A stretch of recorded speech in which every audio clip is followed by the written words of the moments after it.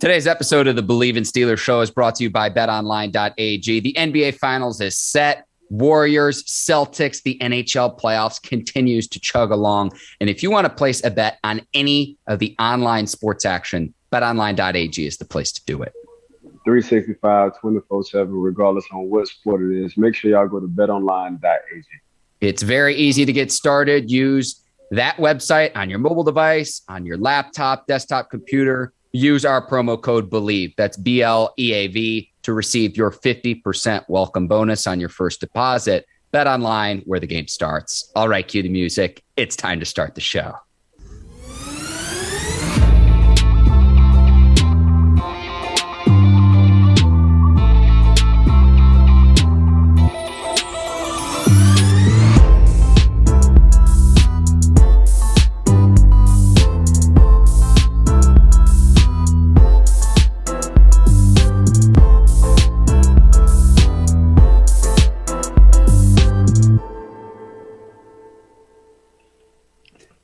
Welcome to the Bleav in Steelers show on the Bleav Network. I'm your host, Mark Bergin, joined as always by my guy, two-time Super Bowl champion and 12-year veteran of the Pittsburgh Steelers, number 24, Ike Taylor. IT, it's the first time I'm talking to you since the Steelers have promoted Omar Khan to GM. That's where we're going to begin tonight's show. How are you doing this evening, my man?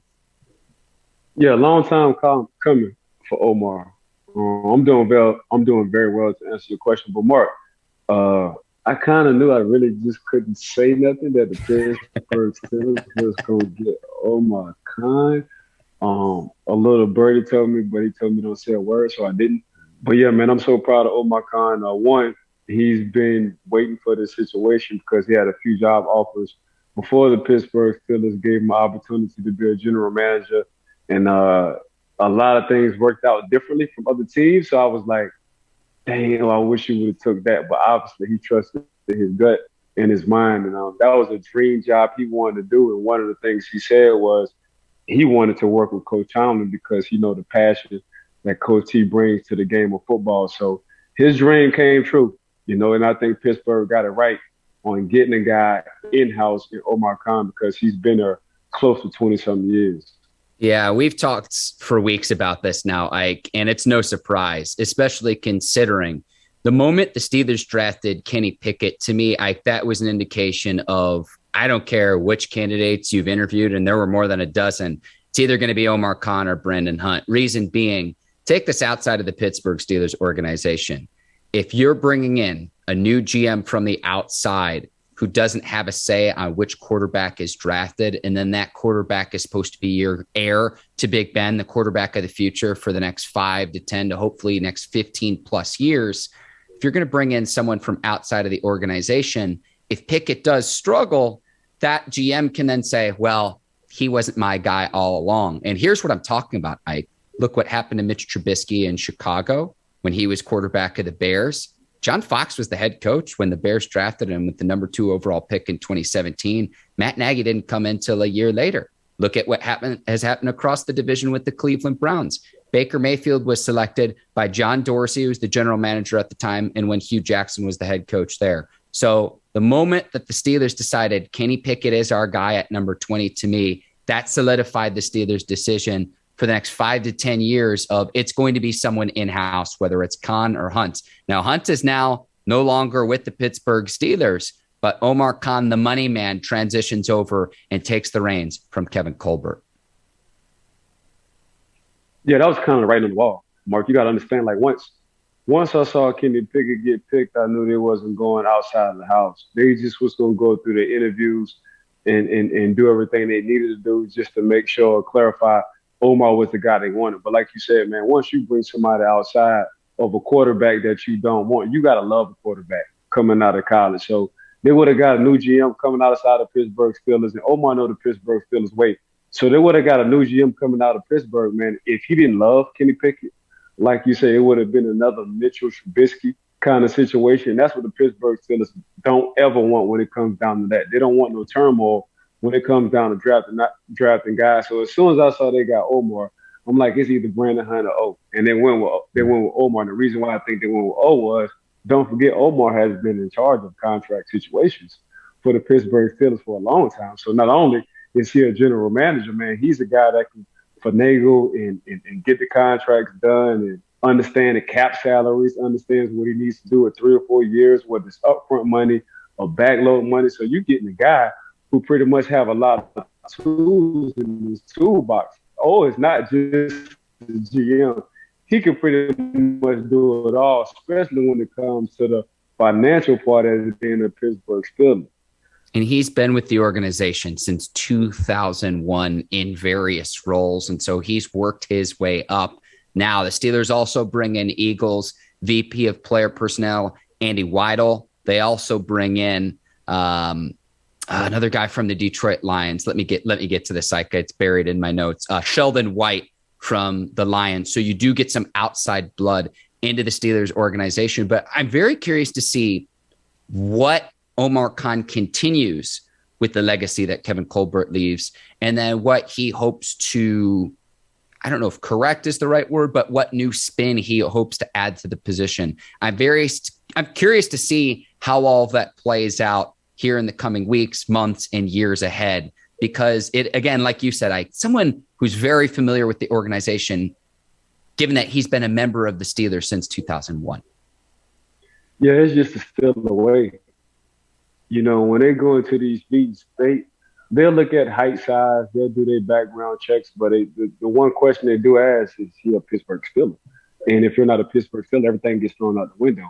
And just talking to Omar over years, because I've been cool with Omar, one, because he's a Louisiana boy, New Orleans boy, two, because him and I just got a great bond and a great connection. And that's all we talk about, the Pittsburgh Steelers and how things used to be in that locker room. And I think for a time it kind of faded out, you know, 4 or 5 year span, but now they're getting back to the Pittsburgh Steelers way. And I know he's just excited as I am on drafting guys who are Pittsburgh Steelers. So time will tell, but I think will do a fantastic job, Mark. What do you think is the biggest decision he'll need to make now that he's been promoted to this new role as general manager? And trust me, his gut. You know, they say your gut is your second brain. You know, they say your gut is your real, true, instinctive, as a person, as a human, you should go with. You know, our brain can get real foggy. You know, emotions come with it. Giving people second chances come with it. But when your gut say, nah, that's that Spider-Man sense. That's that instinctive sense of like, nah, this ain't it, or nah, this is it. So if I was to tell O and I'm not in an O situation, I'm just going off of what I know. I would always trust my gut instinct. See, you're talking more conceptually. I'm thinking about potentially more in the short term, something we'll discuss later in the show. Diontae Johnson in a contract season, Minkah Fitzpatrick in a contract season.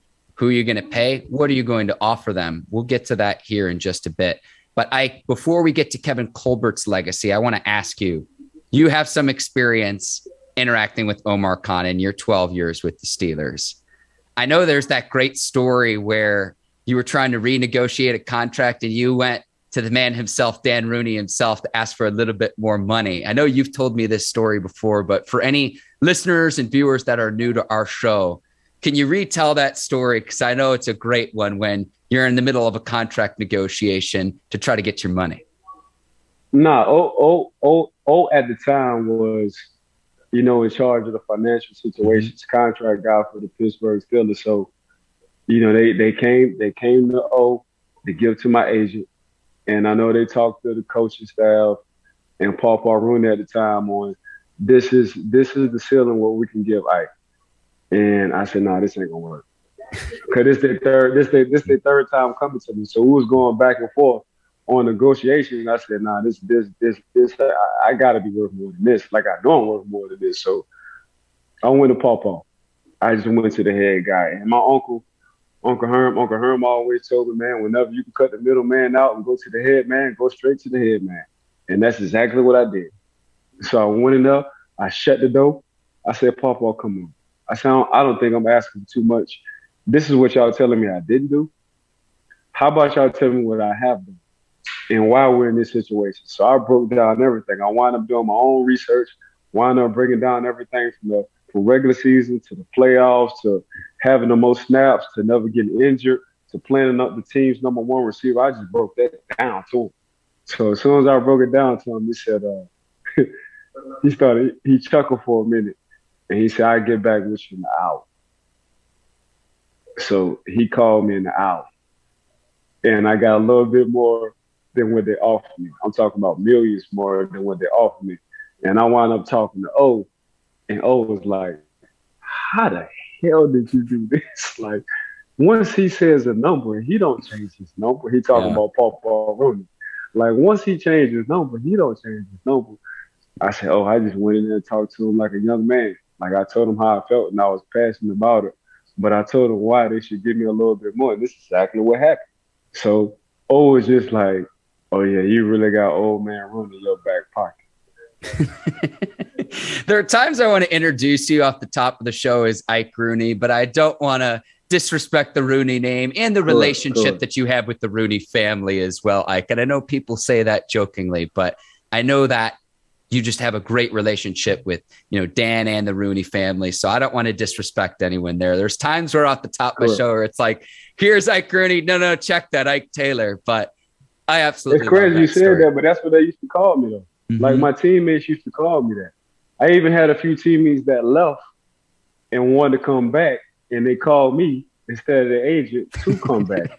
I even had a few I believe you. I even had a few teammates that wanted a little bit more.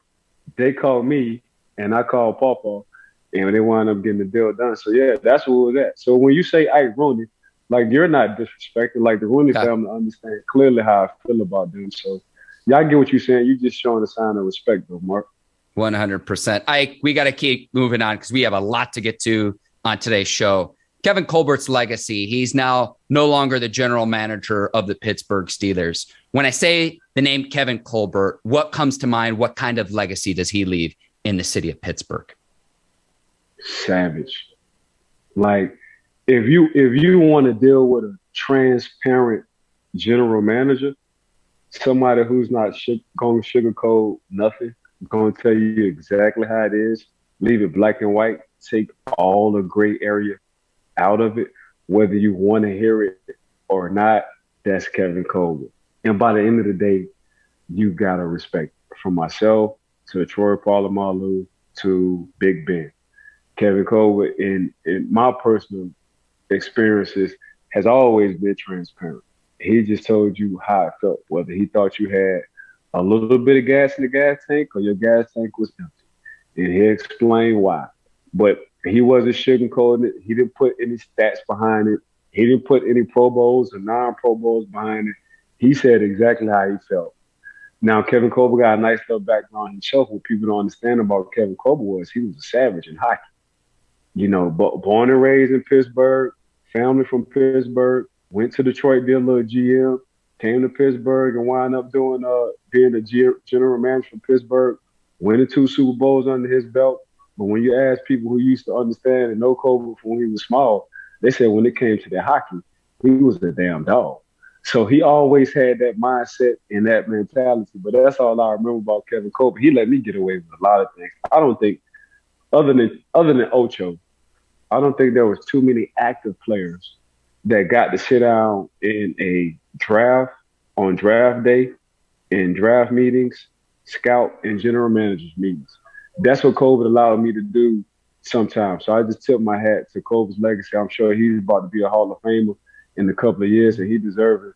He deserves it as well. But yeah, that's him and our relationship. He let me get away with a lot of stuff as I was playing.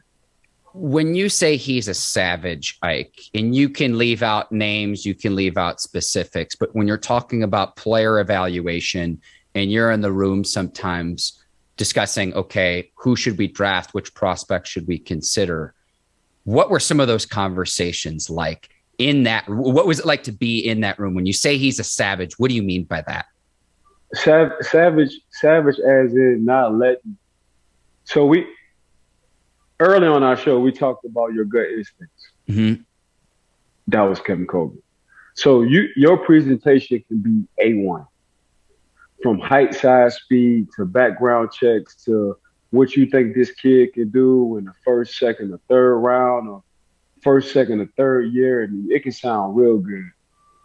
But if Kevin Glenn said, "Nah, that ain't it," that's exactly what it was. It's not it. So he ain't never let nobody dictate to him. So that's why I look at him as the eyes. He's the former general manager from the Baltimore Ravens, and Kevin Colbert. Them two boys on two different levels. That's why I think they're Hall of Famers, because they do what we talked about earlier.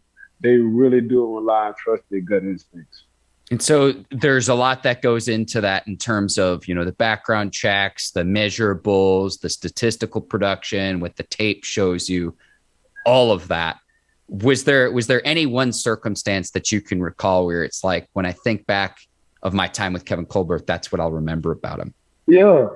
At the age of 6, he told me when my son came to practice, I remember this clip. That's when Crocs came out. My son came to practice at the age of 6, and Ivan had some Crocs on. He said, "Your son is a safety." I said, "What?" He said, "Man, I see his build. I can see where he's going. I see the way he walks. Your son is going to be a safety at the next level." And guess what my son plays right now, Mark? I know the answer to this. West Orange High School's very own Ike. Yes. Yeah. Like it's just like, but some guys just have that. He have that eye. You know how it is you know how a barber never went to barber school but can cut his butt off. You know how a mechanic never went to a mechanical school but he understands everything in a car and tell you just by how it sounds what's wrong with it. That's Kevin Colbert. Kevin Colbert just have a knack on drafting and have an eye on players without even having to do no research. That's what made Kevin Colbert so special. I just hope that Kevin Colbert is not a victim of the Pro Football Hall of Fame and the haters saying, "Oh, there's already too many Steelers in the Hall of Fame." Give credit where credit is due. Correct. Super Bowl titles, like, show me other front office executives that have the credentials that he does. I'll sit here and wait. There are only a handful, like, so. Yeah. And we talking about it on one hand. You know what I'm saying? Like Kevin Colbert, him and Oz in the league of their own. So, I mean, Kevin Colbert had a Hall of Fame career. That's what he's headed in my mind. And we'll see what happens with Kenny Pickett, too, which is his departing gift to the Pittsburgh Steelers. Ike. Okay, we're going to keep this rolling. Diontae Johnson back at voluntary OTAs today, Ike. And I was prepared to talk about him skipping out on the voluntary OTAs early on, which is okay with me, considering I look across the division, Lamar Jackson not at the Ravens voluntary OTAs, both players entering the final year of their rookie deals. But Diontae Johnson's going to be owed something like $3 million this upcoming season. He has outperformed his rookie contract. At the same time, for me, it's like, prove it for one more year and you can go get the bag. Now, he's coming off a Pro Bowl season where in Big Ben's final year, he had 107 catches, a little bit more than 1,100 yards through the air. To me, if I'm advising Diontae, I say, do it again, keep training with the tennis balls and develop a rapport with your new quarterbacks in both Mitch Trubisky and Kenny Pickett, depending on who the starter is, because I know that Diontae is going to be looking at the big contracts that Devontae Adams got, Tyreek Hill got, A.J. Brown got.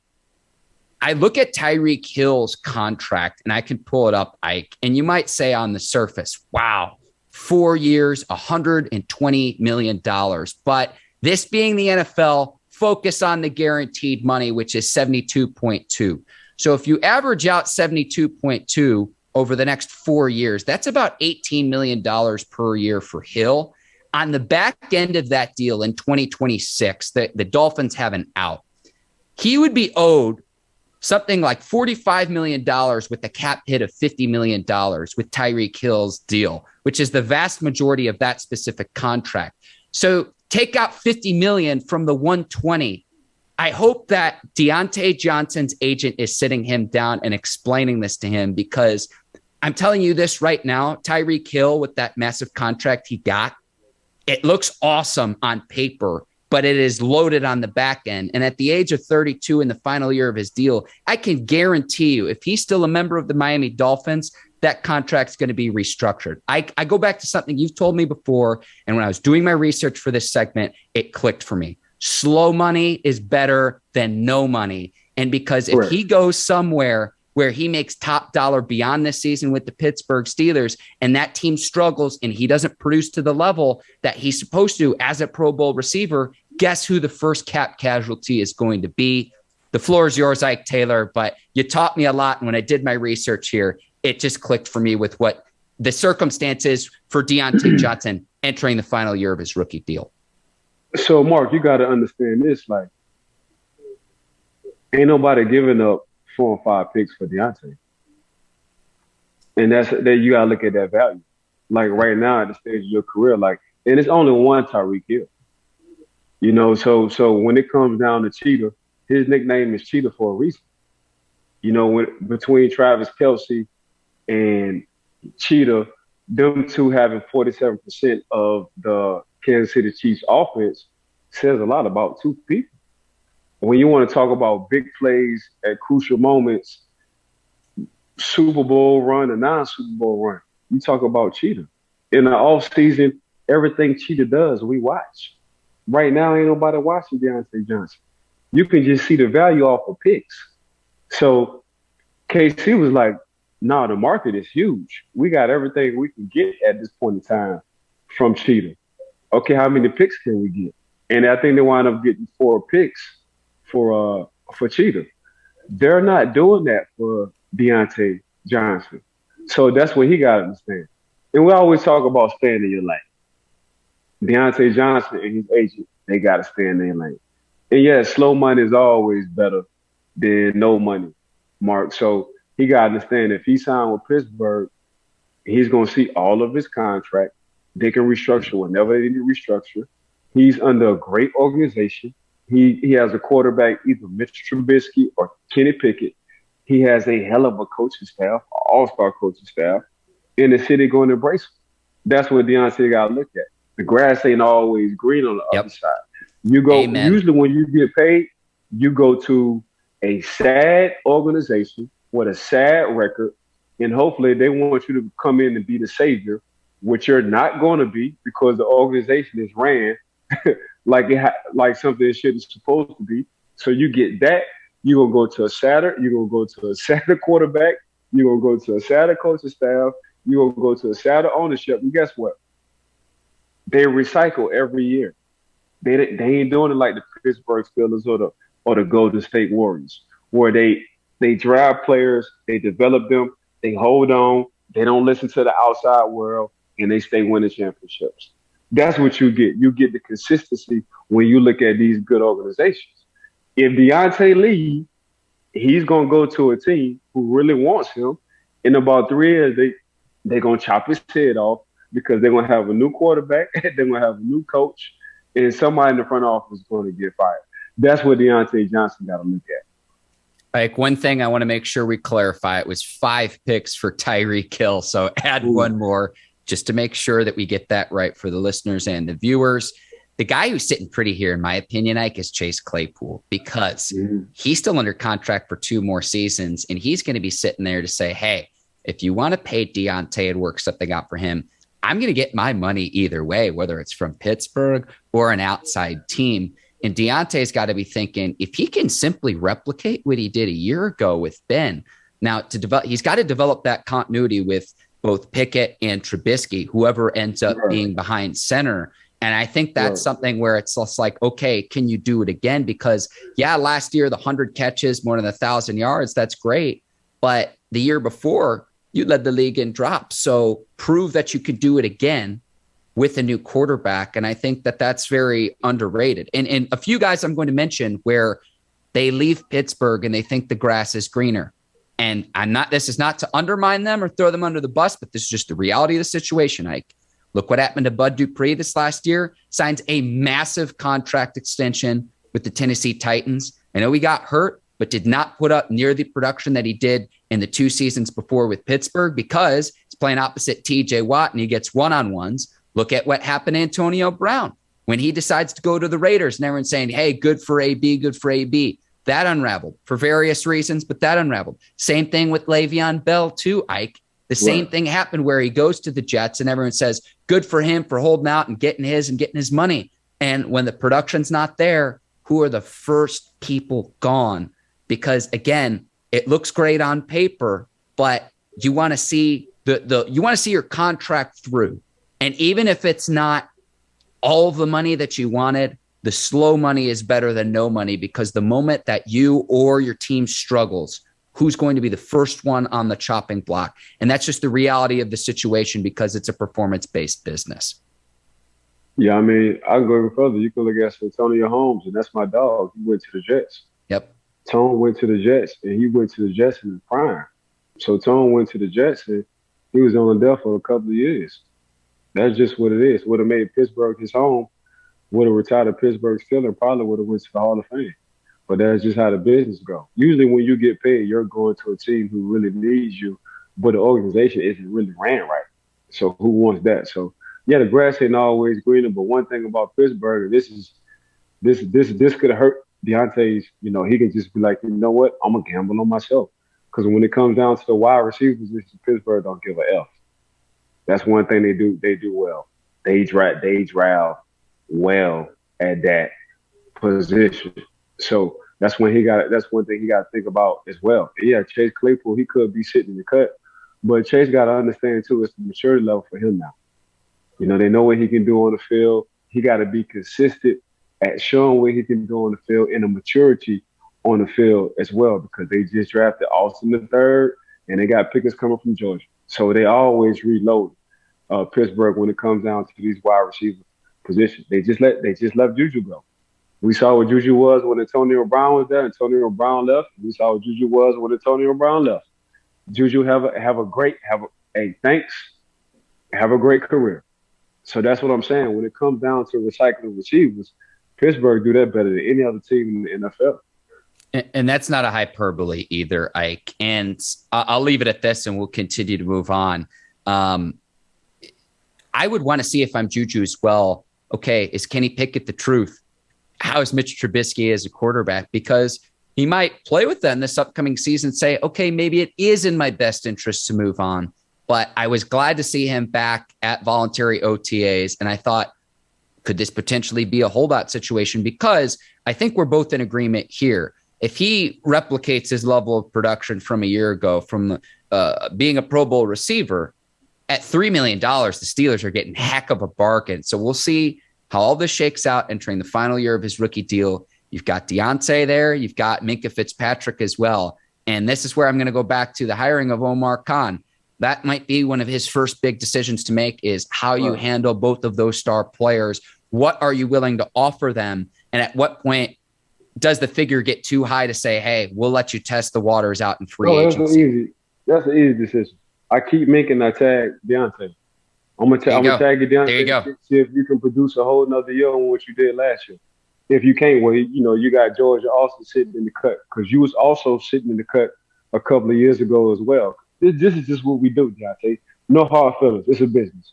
Now, when it comes to Minkah, I got it. Minkah's my first priority. He's proven, and he's been proven consistently, making plays, not worrying about him off the field, coming up big, and he's just a professional. Like, that's just Minkah Fitzpatrick. So that's all Diontae got to do, man. He just got to be consistent. If I'm him, I'm going to bet on myself. I got to understand Pittsburgh. If I don't get this deal done this year, they're going to want to tag me next year if I'm very productive. If I'm not as productive as I was last year, they're going to go ahead and let me slide or give me a tender, a first or second round tender, which would probably be like $3 or $4 million. And they're going to let Chase, Pickens, and Austin III handle their business in years to come. So that's just what it's going to be. So it's just the consistency part the Pittsburgh Steelers is looking at for Diontae Johnson. Let me take this a step further as well, Ike, because Minkah Fitzpatrick's in a contract season along with Terrell Edmonds. So you don't want to lose potentially both of your starting safeties going into next season. They'll let Terrell go.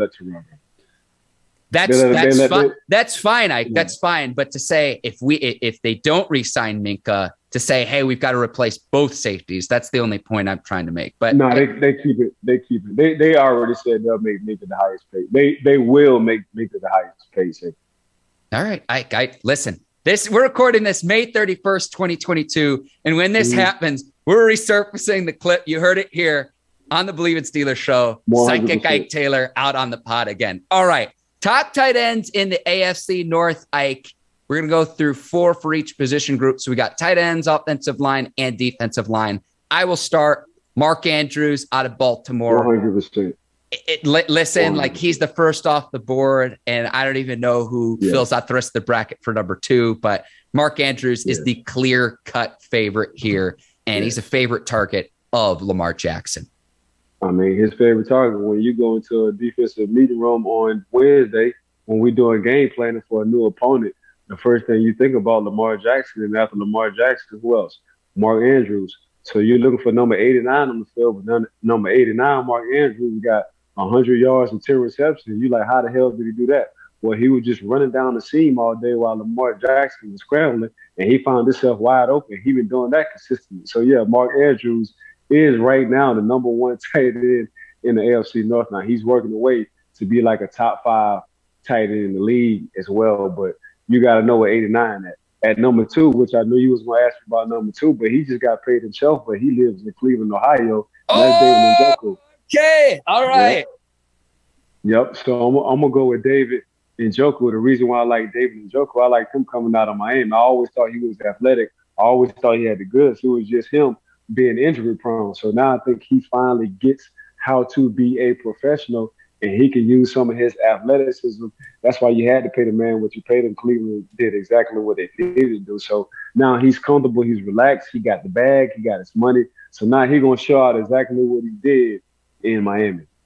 Okay, you got NJOKU at 2. I did see he got the bag. And I'll say this too. People this week on Twitter don't understand how contracts work, and they say, oh, well, the Titans just signed Austin Hooper for $6 million on a 1-year deal, and NJOKU is going to make an average of $14 million. Look at what the contract of Cooper was before the Browns decided to cut him. So to compare those two salaries is apples and oranges, and honestly very unfair to both players.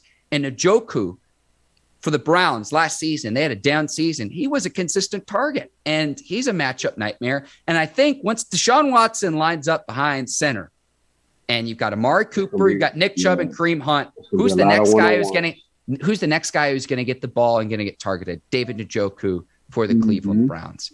I'm going to take Pat FREIERMUTH at number 3 then, Ike, because I had him ahead of NJOKU, a combat catcher. Can he build off an impressive rookie season? And I see him get more involved in the blocking for the Pittsburgh Steelers, in the run game as well, to serve almost as an extension of that offensive line. But in one-on-one scenarios, when the Steelers needed it, and part of the reason was because Juju Smith-Schuster was hurt last season, Pat FREIERMUTH as a rookie was the guy that the Steelers went to in one-on-one scenarios, and I hope that he can build upon that this upcoming season.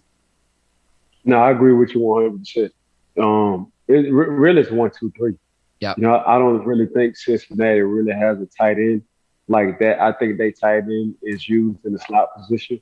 So I'm not, and this is no disrespect to Cincinnati. So they go a lot of 3 receivers, you know, in Cincinnati. So we talking about teams who go, you know, two wide and a tight end, and that's between the Pittsburgh Steelers, the Cleveland Browns, and of course Lamar Jackson and company. And actually, Lamar Jackson and company, they run three tight ends sometimes 2 tight ends. So yeah, it just depends on who it is. But honestly, you can go 2 tight ends coming from the Baltimore Ravens, because that's just the front, not only to protect Lamar Jackson, but also, you know, make the throws easier for him, and that's running down the seam. And guys who run down the seam a lot, who can take the hits, are tight ends.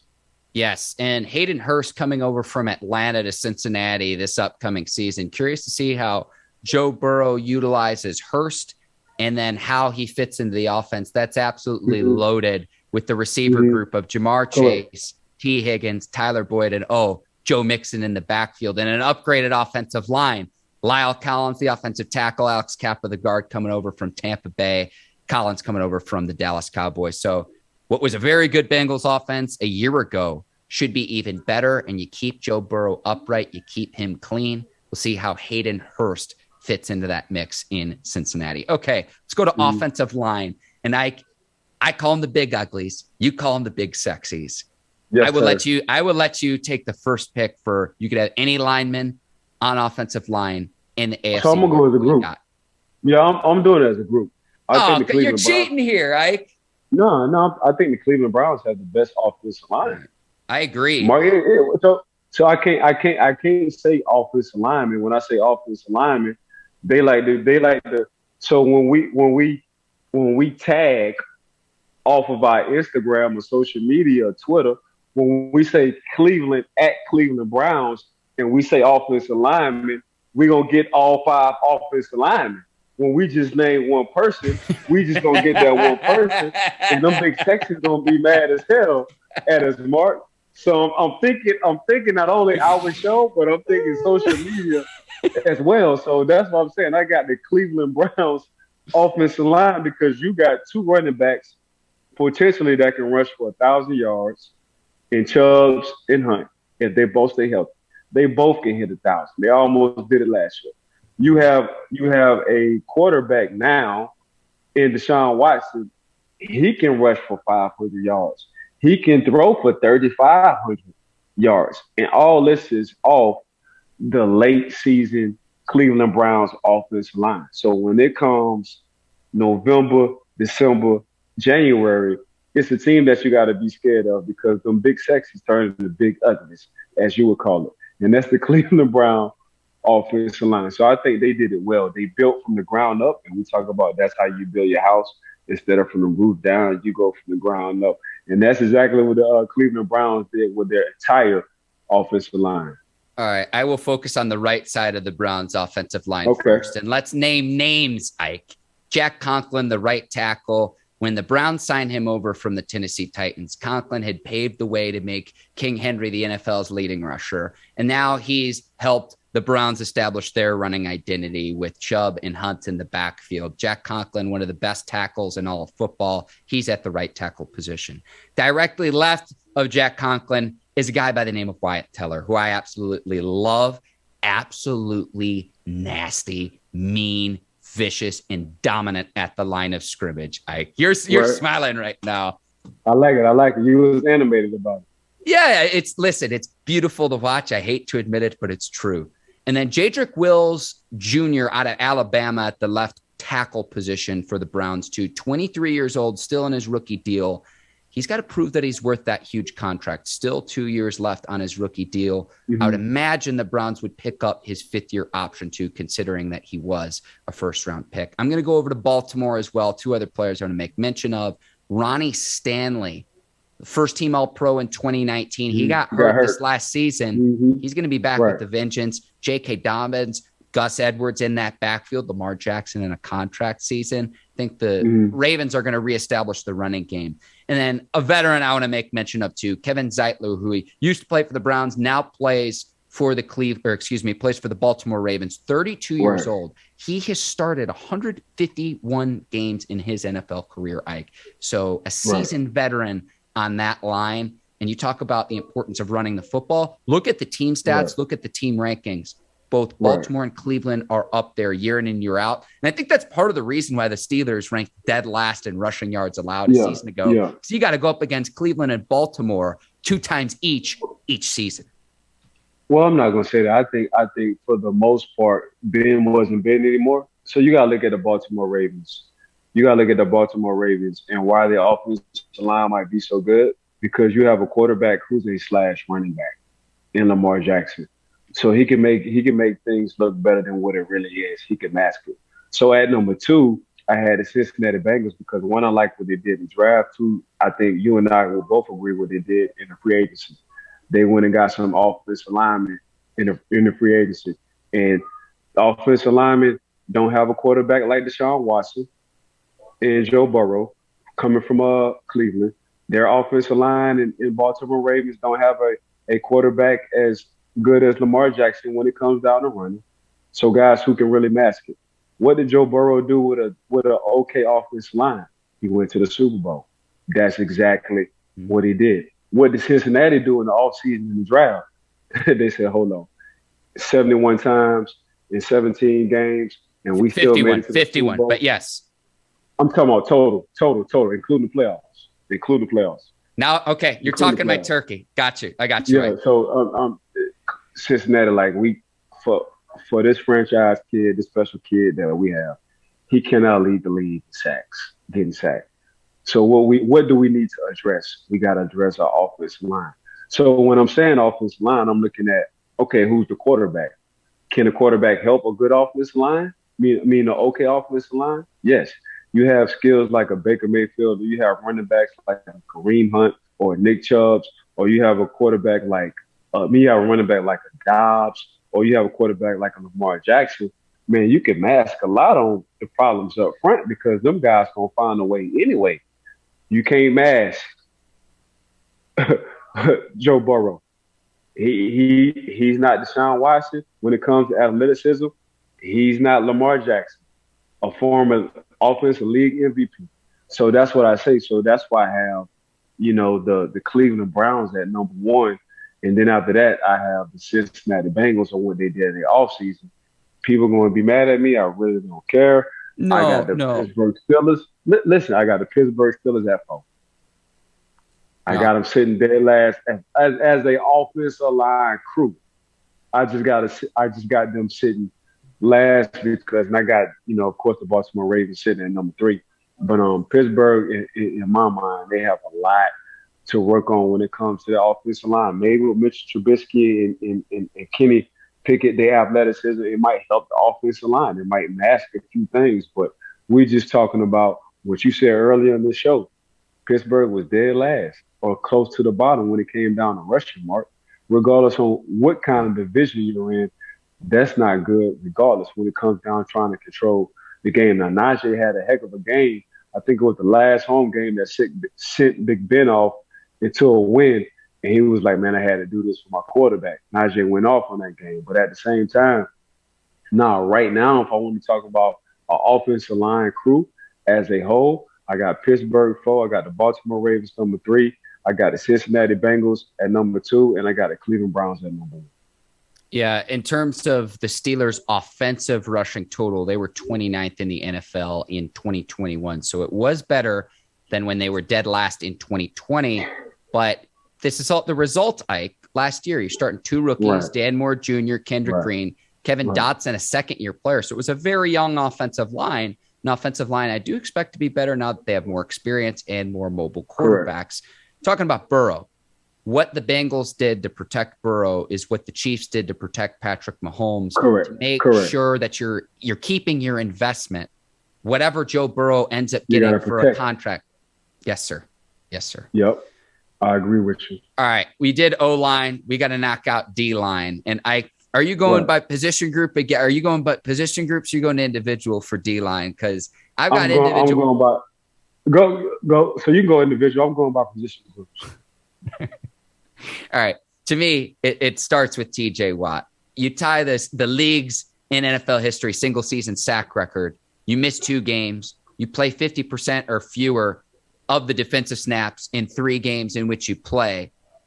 Had he played in all 17 games, you're talking about not just tying Michael Strahan's record, you're talking about potentially shattering it.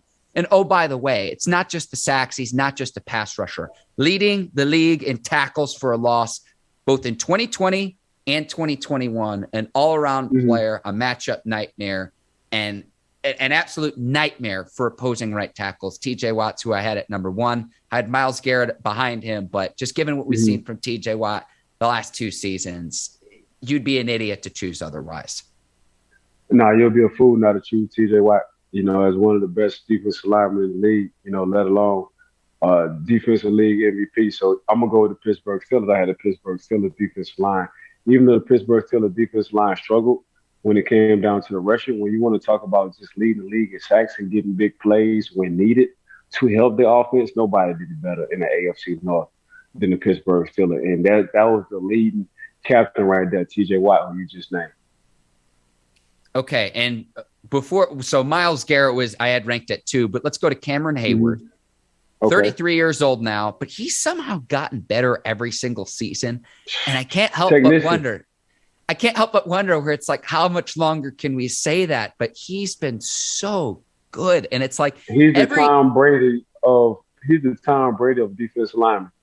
Like he's not as we're never talking about Tom Brady and him rushing for 300 yards a season or his athleticism.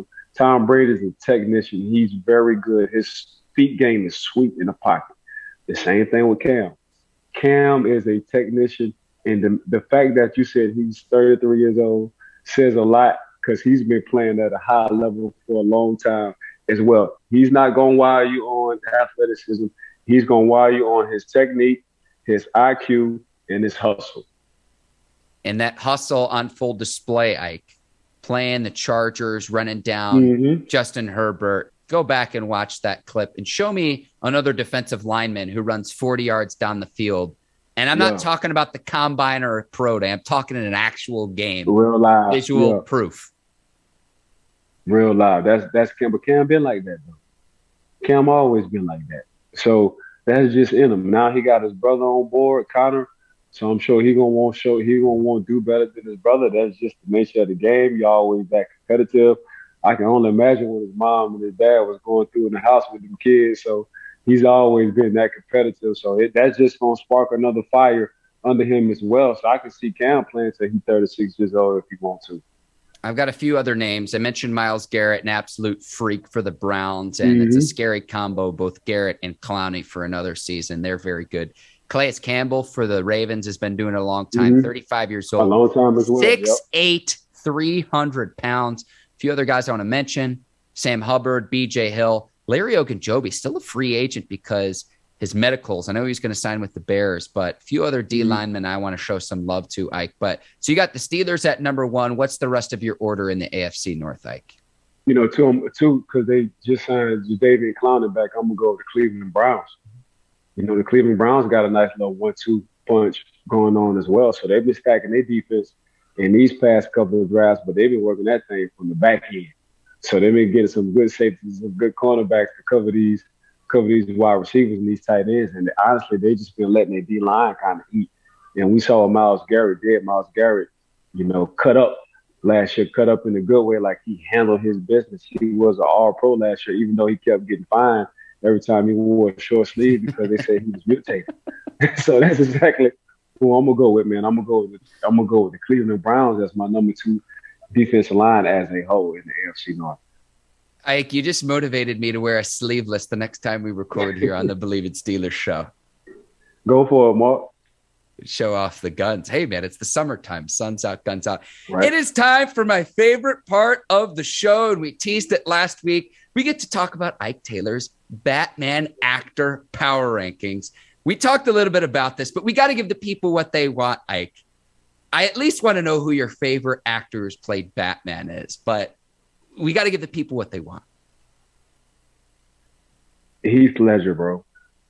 He's the reason why. Hang on. Heath Ledger was the Joker. Wait a second. No. But when you say Batman, to me is Joker.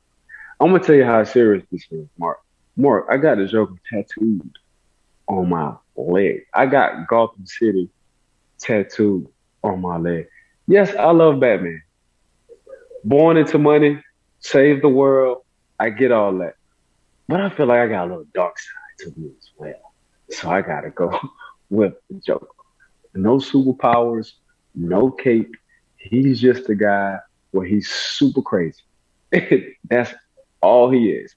So I look at Batman as me finding the Joker in my head. So no, I want you to come up with your Batman ratings because I'm a Joker here. All right, I'll give them to you really quickly. Christian Bale, I've got number 1, and the Nolan trilogy is my all-time favorite, Ike, because Dark Knight, the Chicagoan in me, Wayne Towers, the Chicago Board of Trade. I used to walk down LaSalle Street every single day for back-to-back summers when I was working in the city. In the chase scene, Lower Whacker, like the Chicagoan in me knows this, and I know the sequel to that, Dark Knight Rises, shot in Pittsburgh. So you've got correct. The two cities I love. Todd Thomas, one of the producers from Legendary Pictures, who's a minority owner for the Pittsburgh Steelers as well. That's a little info for y'all. So you got the two cities I love, Chicago and Pittsburgh, featured in both those movies. So Christian Bale's my number 1. Michael Keaton, number 2. Adam West, number 3. I've got George Clooney at number 4. And let me say this about George Clooney. He just had a terrible script, a questionable cast. He did. And it's almost like a quarterback who doesn't have a good surround system around him, but it is very talented.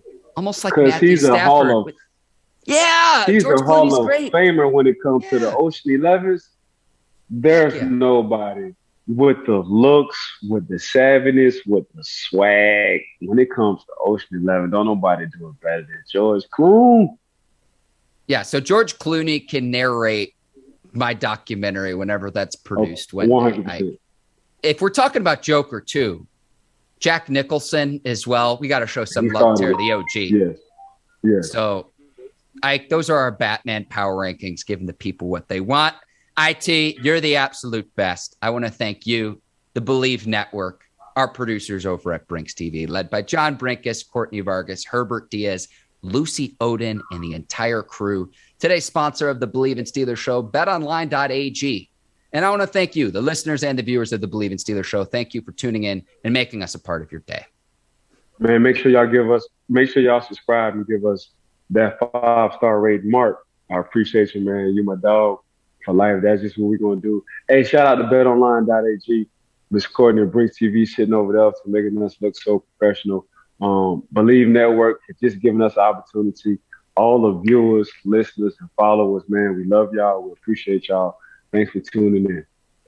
For Ike Taylor, I'm Mark Bergin. Thank you for watching the Bleav in Steelers show. We will see you next week. Until then, take care and so long, everybody. Peace.